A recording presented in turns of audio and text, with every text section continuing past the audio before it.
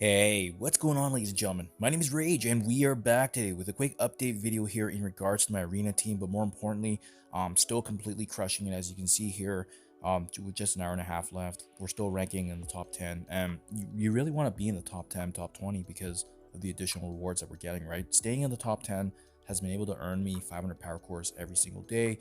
Top 20, 450. Even if you're able to stay at the top of the 21 to top 50 range, you're still getting 400 power cores per day, adding up a lot. And then this creates so much versatility. As you can see, we're north of 50,000 power cores right now, which is absolutely phenomenal, guys. But what's really cool is, remember, with arena, it doesn't really matter how big your roster is.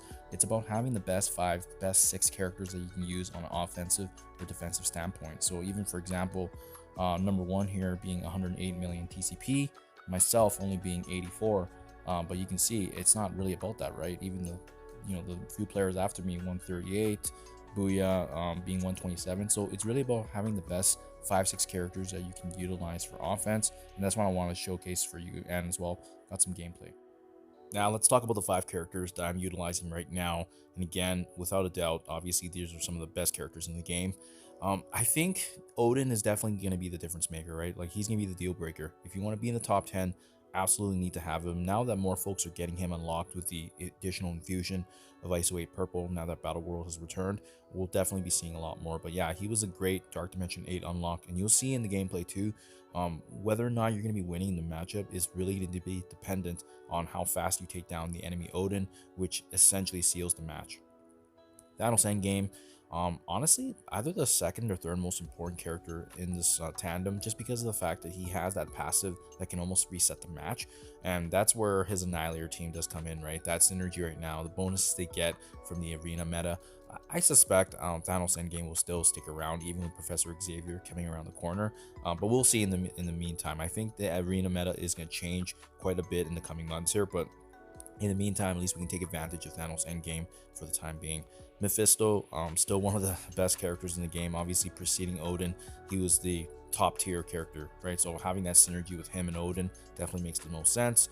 Apocalypse actually has been useful for myself. He's actually prioritized over Super Squirrel because of the fact that he can, actually provide a team ability block, and at the same time as well, having the Omega Punch that he has with his empowered ability is going to be meaningful when you can decide the match. Maybe sometimes you can actually take down an enemy gladiator. And then what is different from my past rounds is that Gore is now taking priority over gladiator, and he provides a lot of offense. He has a useful ability block that you'll see, and as well as having the speed and turn meter advantage against the enemies that we're up against. And this essentially right now is the current meta.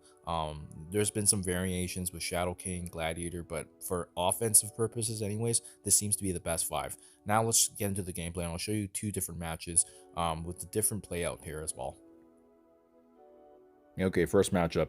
You'll see in the 2 different battles that there's going to be a different order of things, because depending on just how the matches get loaded up in terms of dynamics, the speed's going to be different. So we start things off with Mephisto's third scroll, so that way Exhaust is casted, and then I follow that up with a basic ability on Gladiator. There's really not much you can do.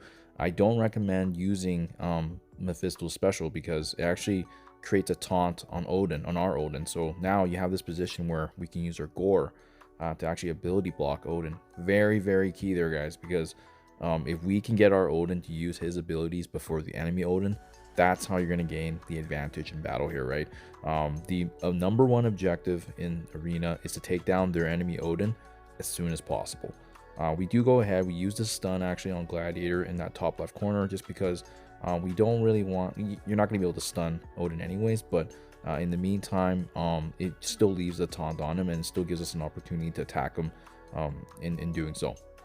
So we had the chance to use our Odin. Obviously we didn't get that ability block. Now this is a pretty pivotal step.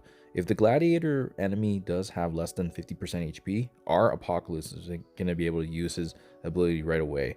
If not, usually what I do, and you'll see this in the second matchup, is we can also use our Apocalypse to ability block Odin, depending on if he has that taunt, right? So we're already having the turn meter advantage. Thanos endgame procking his passive ability, and you see how straightforward this battle is, right? And again, very, very smooth. I would say my win rate now has been, out of every 10 matches, I win 8 to 9 of them. So this is very, very consistent. That's why I wanted to showcase for you a couple battles. Same kind of enemies, but the dynamic is the exact same though. What Gladiator is usually going to be the likely culprit on defense, as you'll see here with the matches up against. So that's what I would recommend. On a defensive standpoint, Gladiator is good. Otherwise, for offensive, this is the better option here. So same thing.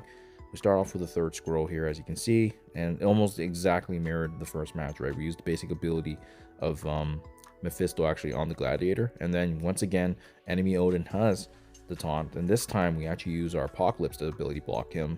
So then you don't actually need to use Gore's special ability block. We actually stack it with his ultimate, and what that's going to do now is this add some bleeds, add some debuffs on the enemies, but it once again gives us a great position here. The key is our team, our ally Odin activating his abilities before the enemy Odin. That way we have that turn meter advantage. We cleanse the exhaust on our team, and as you can see, pretty one-sided.